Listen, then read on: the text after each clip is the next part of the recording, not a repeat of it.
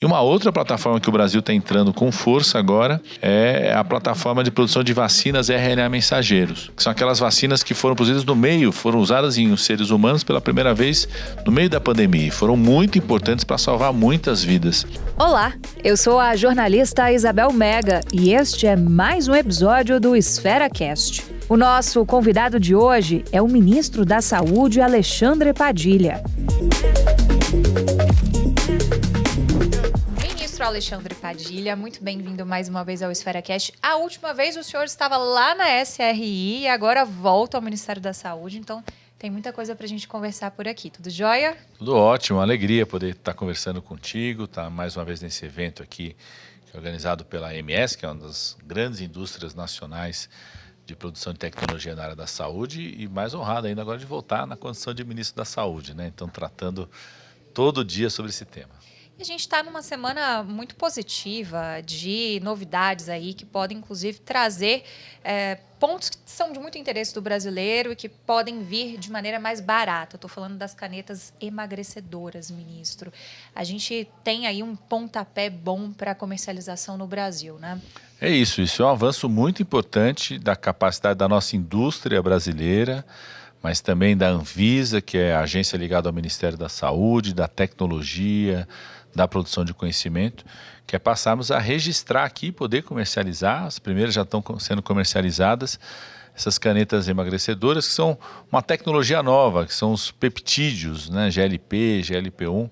Então, para nós da área da saúde, além disso, poder baratear o produto para a população brasileira, tem um ganho muito importante, que é o Brasil entrar de vez numa nova plataforma tecnológica de produtos para a área da saúde, são os peptídeos. Então, não só hoje a gente pode ver a primeira registrada já sendo comercializada no Brasil, mas a Anvisa também anunciando que fará um chamamento e um fluxo rápido para todos aqueles que quiserem registrar produtos desses peptídeos, dessas várias plataformas que são utilizadas para o tratamento do diabetes e para o emagrecimento. Então isso pode permitir que a gente tenha mais produtos como esse, mais concorrência e com isso preço mais baixo e mais indústrias brasileiras, pesquisadores brasileiros dominando essa plataforma, que hoje ela é utilizada para o diabetes, é utilizada para o emagrecimento, mas essa plataforma tecnológica vai ser utilizada para outros tipos de doenças no futuro. Então o Brasil dominar essa tecnologia é um passo muito importante para garantir o acesso à população. Vocês já trabalham numa linha de acesso pelo SUS também, ministro? A gente vai estudar, né, em que medida esses peptídeos podem ser utilizados, sobretudo no tema do diabetes e para o emagrecimento, para linhas. O SUS tem linhas hoje de cuidado em relação ao problema da obesidade mórbida, ao problema do diabetes tipo 1 e tipo 2. A gente tem medicamentos em relação a isso, a cirurgia bariátrica é algo incorporado no Sistema Único de Saúde. Nós vamos estudar, sim, em que medida esses produtos podem, inclusive, dar mais qualidade de vida e reduzir custos numa cirurgia bariátrica, por exemplo, reduzir custos do impacto da obesidade mórbida em aumentar a hipertensão, diabetes nas pessoas. Então, isso também nos dá a oportunidade de analisar como que produtos como esse podem ser incorporados no futuro no Sistema Único de Saúde. O senhor falou de exemplos a partir dessa questão específica das canetas, mas que podem surfar na mesma onda, podem vir na sequência, né? No que vocês veem, assim, de possibilidades? Biofármacos, por exemplo? O que está gritando aí nas urgências? Essa plataforma dos peptídeos, por exemplo, estão sendo utilizados em alguns países para estudos ainda, para desenvolvimento de medicamentos para o câncer, para medicamentos para outras doenças crônicas. É igual os biológicos, né, que foram descobertos aí há 20 anos atrás, que são medicamentos muito importantes para o câncer, doenças raras, para doenças autoimunes, e que o Brasil só entrou nessa plataforma lá em 2011, 2012, quando eu estava no Ministério da Saúde na época, a gente lançou o desafio para indústrias nacionais, as nossas fundações públicas, indústrias internacionais que investem no Brasil, poderem criar plataformas de biológicos aqui no Brasil. A gente conseguiu criar, né? Hoje a gente tem empresas privadas brasileiras, na Fiocruz, no Butantan, no Lafep em Pernambuco, agora na Bahia Pharma, na Bahia, empresas internacionais que fizeram a transferência de tecnologia, plataformas que produzem esses medicamentos biológicos, que são a linha de frente para o câncer, para outros tratamentos. E uma outra plataforma que o Brasil está entrando com força agora é a plataforma de produção de vacinas RNA mensageiros, que são aquelas vacinas que foram produzidas foram usadas em seres humanos pela primeira vez no meio da pandemia e foram muito importantes para salvar muitas vidas. Então o Brasil quer assumir de vez essa tecnologia. O Ministério da Saúde fez um investimento para que a Fiocruz e o Instituto Butantan, a gente tenha 2 plataformas RNA mensageiro no nosso país, são 170 milhões de reais de investimentos, e a gente quer aproveitar, inclusive, uma instabilidade que está tendo nos Estados Unidos agora, porque o atual presidente, o próprio ministro da Saúde, cortaram todos os investimentos em vacinas de plataforma RNA mensageiros. Então, tem muitos pesquisadores que estavam lá, tem empresas que estão investindo lá, que querem procurar outros lugares, estão procurando o Brasil. Então, a gente quer atrair esses pesquisadores, essas empresas, aqui para o Brasil também dominar essa tecnologia da plataforma de RNA mensageiro para vacinas. Pegando o gancho no tarifaço de Donald Trump, ministro, como é que o senhor vê os avanços do Brasil em relação às negociações e como é que isso passa pela área da saúde? Primeiro que o Brasil tem que continuar colocando a diplomacia, os esforços de negociação. Eu vejo esses anúncios do presidente Trump não como uma decisão final, como se fosse o começo de um campeonato. E o Brasil tem que apostar na diplomacia, da negociação. Eu acho que essa situação vai, inclusive, diferenciar entre quem aposta na diplomacia, na negociação, de manter a nossa soberania, e quem aposta em querer criar conflito ou até subserviência em relação à decisão de um outro país. A outra tem que ver isso como uma oportunidade para que a gente mobilize ainda mais o governo brasileiro, a nossa Anvisa, o INPI, que faz o reconhecimento das patentes, a indústria nacional. A indústria internacional, tem empresários dos Estados Unidos que estão preocupados com isso, com que é o ambiente lá nos Estados Unidos. Então, podem querer investir aqui no Brasil. A indústria da União Europeia, a indústria chinesa, coreana, indiana, que também produzem muito na área da saúde, para ver o Brasil como um país seguro para a produção. Porque essas tarifas feitas pelo atual presidente dos Estados Unidos afetam o Brasil, mas também fez tarifas contra a União Europeia, ameaçou tarifas contra a Índia. Então você vai criando um ambiente de que lá nos Estados Unidos não é um país tão confiável para você produzir. Então a oportunidade de atrair isso para cá. O Brasil, por exemplo, a gente ficou 20 anos sem produzir insulina. A gente voltou a produzir insulina recombinante, já está sendo entregue no SUS, graças a uma parceria que envolve Brasil, Ministério da Saúde, Fundação Pública de Minas, uma empresa nacional privada brasileira e uma empresa indiana. Vamos agora no segundo semestre receber a insulina glargina, que é a mais moderna, inclusive. É uma parceria Brasil, empresa nacional brasileira, a Fundação Oswaldo Cruz e uma empresa da China. Então, aproveitar esse momento como uma oportunidade de atrair investimento aqui para o Brasil, quem quiser produzir aqui no Brasil, para que a gente possa dar segurança e soberania na área da saúde para a população brasileira. Agora, considerando que a gente também importa muitos medicamentos, por exemplo, dos Estados Unidos, a gente pode ter um efeito disso, de encarecimento também para a população desse tipo de medicamento? Como é que isso reverbera aqui dentro? A gente tem 2 impactos que o governo brasileiro está cuidando disso. O primeiro impacto daquilo que a gente exporta.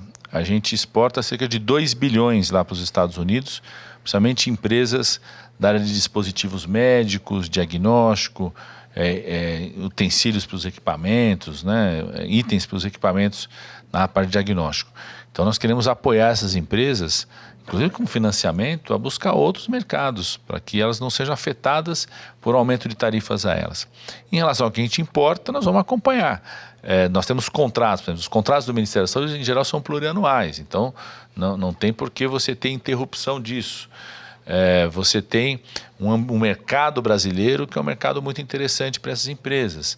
Eu defendo que a gente não mude nada em relação à atração desses investimentos aqui para o Brasil, inclusive das empresas americanas, e aproveitar essa oportunidade para aumentar a nossa produção aqui, para ficar cada vez menos dependente, não só dos Estados Unidos, mas de qualquer país. O Brasil sentiu isso na pandemia. Você não pode ficar dependente de um outro país, de uma região do mundo, da China, da Índia, de onde seja, na área da saúde. Você precisa ter segurança, soberania no próprio país para garantir os insumos, os medicamentos, a tecnologia para o nosso povo, gerar renda aqui no Brasil, gerar conhecimento, pesquisa aqui no Brasil, para você não ficar dependendo de ninguém, para cuidar da saúde da nossa população. O senhor acha que é possível deixar a contaminação política desse processo, que foi reverberada pela própria Casa Branca, a partir da articulação bolsonarista nos Estados Unidos, de lado e conseguir focar apenas na questão comercial? O nosso foco é a questão comercial.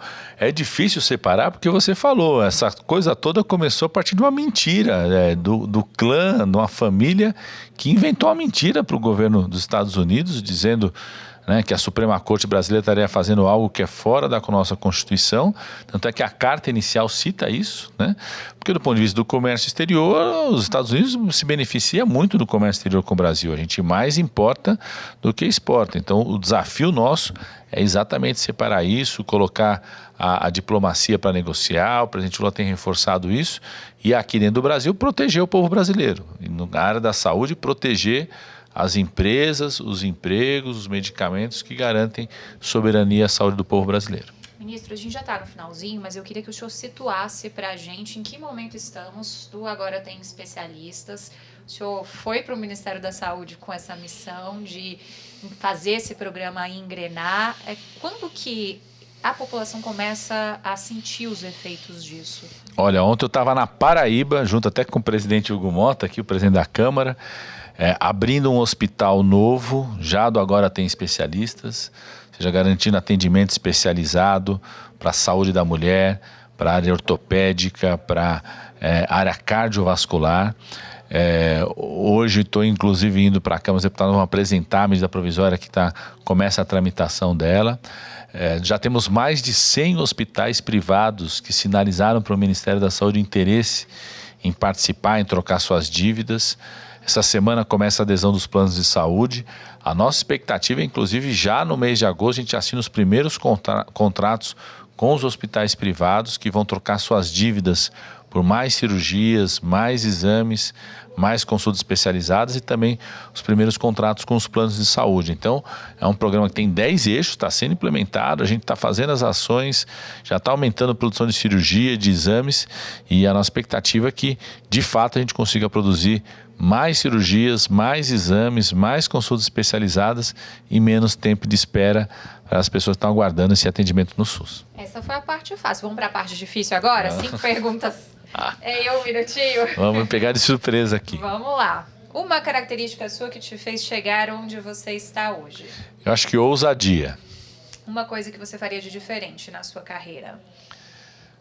Olha, é difícil encontrar, viu? Eu sou médico, infectologista, tive a alegria de me formar na faculdade, na universidade que eu adoro, fazer a residência na faculdade que eu adoro, tá ligado até hoje. Saí de lá de São Paulo, da Faculdade de Medicina da USP, do Hospital das Clínicas, para ir lá para o meio da região amazônica. Fiquei 6 anos lá montando núcleo de medicina tropical. Te contar uma coisa, ontem eu estava na Paraíba, encontrei dois alunos que hoje são médicos, falaram assim, eu tive aula com você lá em Santarém, na Amazônia, quando fui estagiar no núcleo. Então você fica muito emocionado com tudo isso, né? Depois vim para o governo. Eu, sinceramente, eu acho que tudo fui fazendo nas oportunidades que tinha e fui aproveitando. Eu acho que não faria nada muito diferente, não. E se o senhor fosse presidente, tivesse todo o poder nas mãos, qual a primeira lei sancionaria amanhã? Amanhã, a Lei da Estratégia Nacional de Serviços da Saúde, que a gente já aprovou na Câmara, está indo para o Senado. Eu fui relator quando fui deputado. A expectativa é que a gente seja aprovada no Senado e o presidente Lula possa sancionar o mais rápido possível. Quer as outras 2 perguntas? Bem rapidinho, então vamos lá. Qual o principal desafio do Brasil hoje em uma palavra? Inovação. Quem é a figura brasileira que mais te inspira? Presidente Luiz Inácio Lula da Silva. Essa acho que todo mundo suspeitava. Muito obrigada por acompanhar mais um episódio do EsferaCast. Não se esqueça de nos seguir neste e em outros canais.